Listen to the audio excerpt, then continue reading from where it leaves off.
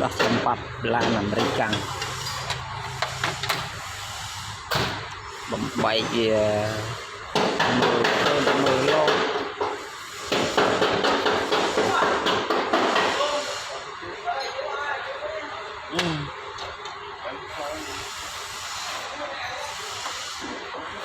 cho bắt đầu bấm bay rồi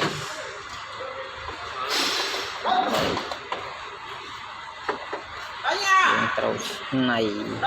đứt đó cho về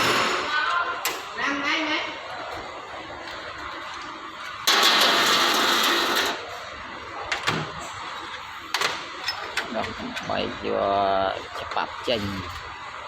vừa màu vừa sao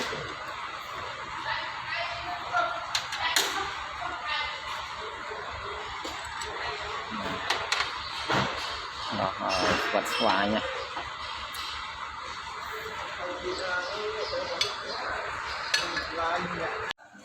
xa vô sầm mi chanh cao sầm mi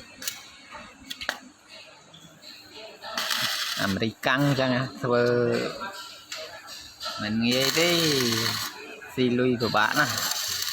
đầu chiêm phân xa vô cao sầm mi chanh này chập đó rồi đừng chanh như mình chanh đi